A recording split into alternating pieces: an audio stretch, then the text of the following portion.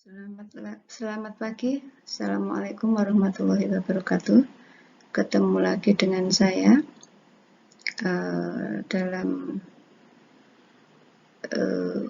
praktikum struktur dan reaktivitas senyawa organik pada judul percobaan isolasi trimiristin dari biji pala. Pada hari ini acaranya adalah untuk asistensi, dan ini persiapan untuk praktikum baik luring maupun daring. Untuk yang praktikum luring, maka untuk percobaan ini kalian diwajibkan membawa serbuk biji pala sendiri dari rumah ya. Masing-masing kelompok bisa membawa sekitar 50-100 gram yang sudah dilembutkan ya. Jadi jangan membawa yang utuh, tapi membawa biji pala yang sudah ditumbuk. Dan baiknya jangan membeli yang serbuk biji pala karena nanti hasilnya beda. Belilah yang buah pala yang utuh kemudian ditumbuk dan kira-kira beratnya 50-100 gram. Nah, tujuan praktikum isolasi ini adalah menentukan titik lebur trimiristin dari biji pala. Kemudian selain itu tentu saja untuk melatih skill kalian dalam ngeset alat, kemudian memiliki kecakapan mengisolasi senyawa tertentu dari bahan alam, serta menentukan kadar trimiristin pada biji pala. Nah, isolasi trimiristin ini adalah contoh sederhana dari isolasi senyawa bahan alam. Sebenarnya bahan alam banyak yang bisa kita ambil sebagai contoh, tetapi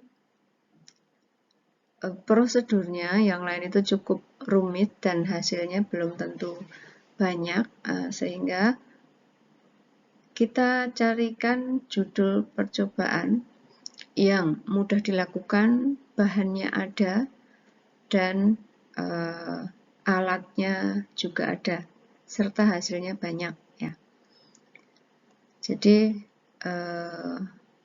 kita carikan prosedur yang sederhana, karena biasanya isolasi dari bahan alam itu rumit, dan kalau kita isolasi metabolit sekunder itu kita butuh sampel yang sangat banyak berkilo-kilo, dan nanti hasil akhirnya hanya sangat sedikit. Metabolit sekunder itu sangat sedikit ya, jadi mungkin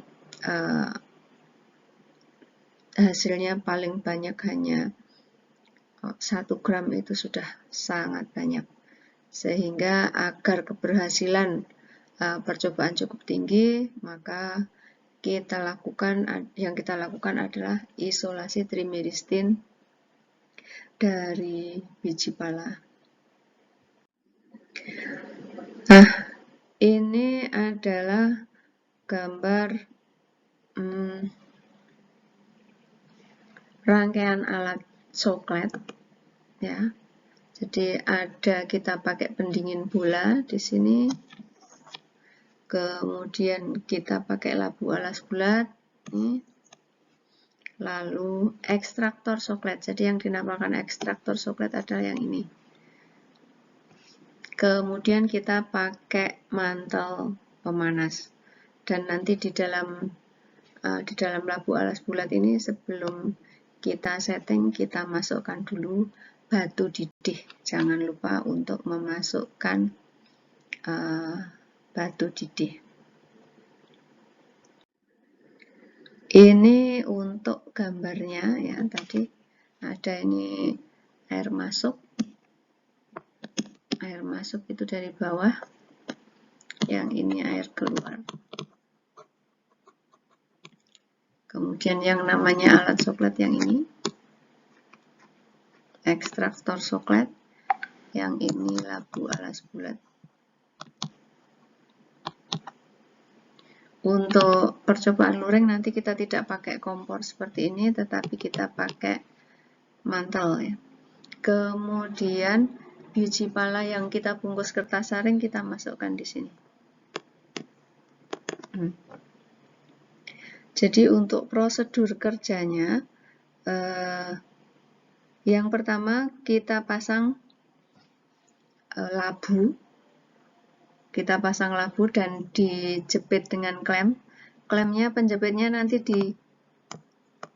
dijepit di lehernya ya. Di lehernya sini. Jadi jangan dipendingin sini, tapi di leher jepit. Kemudian masukkan batu didih. Setelah itu kita pasangkan sokletnya. Sebelum soklet kita pasang, nanti pada ujung soklet ini ya, kalau dilepas sebelum dipasang mungkin ada drip tipnya, gini ada ujungnya.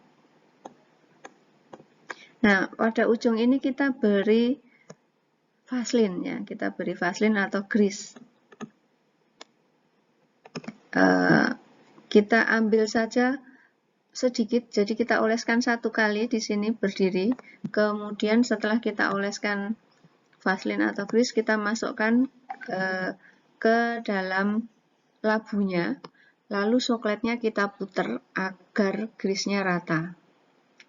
Jadi tidak perlu grease atau vaselinnya itu kita oleskan memutar pada mulut pendingin, tapi hanya kita oleskan sekali lalu kita putar agar rata. Jadi nanti vaselinnya tipis. Nah, itu kita lakukan untuk semua rangkaian alat ya. Jadi cara menambahkan vaselinnya seperti itu. Nanti di sini juga di ujung pendingin. Nih, di ujung pendingin bola juga diberi vaselin lalu diputar.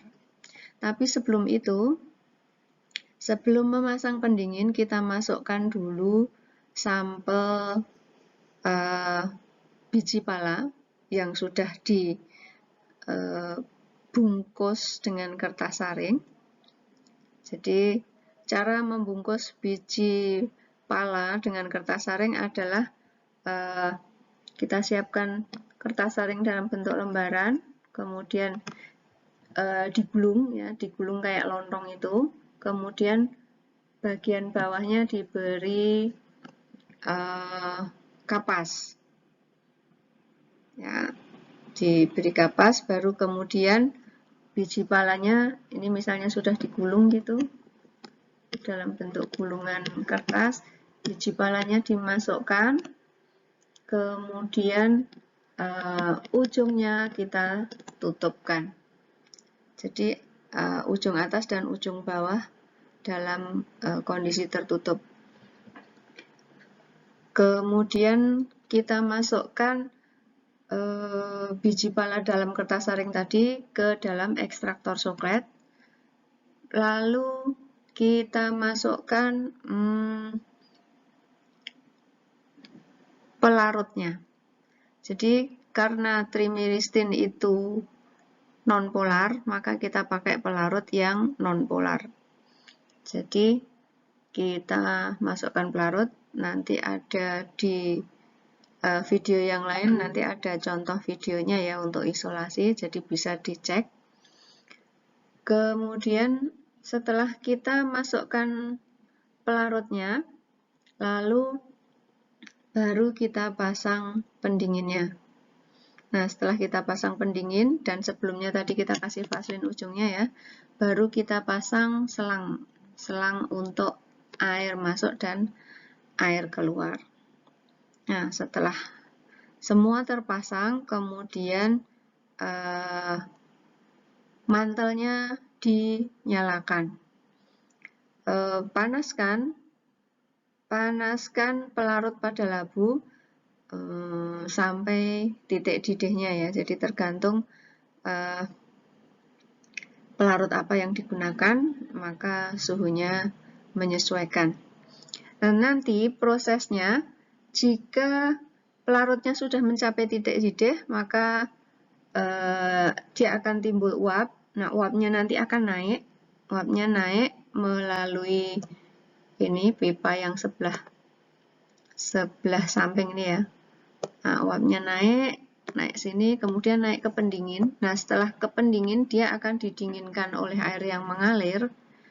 Maka setelah didinginkan, uapnya akan mengembun, kemudian netes di sini ya. Netes, nah maka dia akan menetesi sampel trimiristin yang sampel biji pala ya, sampel biji pala yang ada di dalam soklet. Nah, kalau pemanasan terus-menerus, maka tetesan pelarut yang diembunkan ini lama-lama akan penuh, gini. Lama-lama akan penuh. Kemudian setelah penuh, dia akan turun balik lagi ke dalam labu dengan membawa trimiristin. Jadi itu adalah satu proses sirkulasi namanya. Jadi trimiristin akan larut pada pelarut organik sesuai kaidah prinsip dasar pemisahan, yaitu like dissolve like. Yang nonpolar akan terlarut pada pelarut nonpolar. Kemudian sampel polar akan terlarut dalam pelarut polar juga. Nah, seperti itu.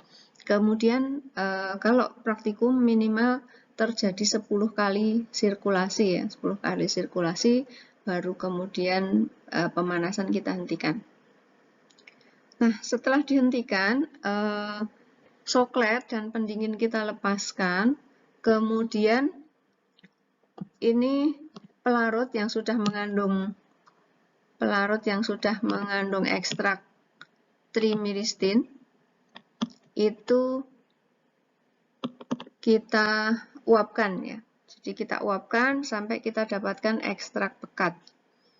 Setelah kita dapatkan ekstrak pekat, karena sama-sama nonpolar, maka trimiristin belum bisa kita dapatkan dalam bentuk padat ya.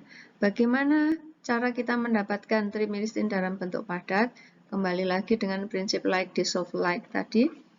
Kalau trimiristinnya nonpolar, di dalam pelarut nonpolar tentu saja dia akan dalam bentuk larutan, maka perlu kita tambahkan suatu pelarut agar trimiristin tidak larut dalam pelarut tersebut. Jadi perlu kita tambahkan pelarut yang polar. Nah, dalam percobaan ini pelarut polar yang kita tambahkan adalah aseton. Jadi dalam ekstrak pekat trimiristin, nanti kita tambahkan aseton sambil kita dinginkan dalam es bat sampai terbentuk kristal trimiristin. Nah, setelah itu baru kita saring dengan penyaring Bachner. Nah, ini penyaring Bachnernya. Kemudian yang sebelah kiri adalah evaporator. Evaporator itu tadi untuk menguapkan pelarut ya. Jadi ini gunanya untuk menguapkan pelarut. Nah, pelarut yang kita gunakan di sini adalah heksan, yaitu suatu pelarut nonpolar. Jadi setelah dari evaporator tadi, kemudian kita tambahkan aseton di dalam es bat ya. Aseton kemudian masukkan dalam es bat sampai didapatkan kristal. Kemudian baru dipisahkan menggunakan penyaring Bachner. Setelah itu kita keringkan dan ditimbang. Nah, ini bahannya serbuk biji pala, kemudian heksan pelarutnya, lalu heksan itu pelarut yang non-polar, untuk mengekstrak trimilistin, kemudian aseton adalah pelarut yang polar.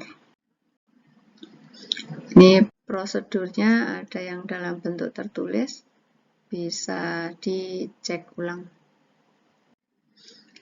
Lalu data yang kita ambil adalah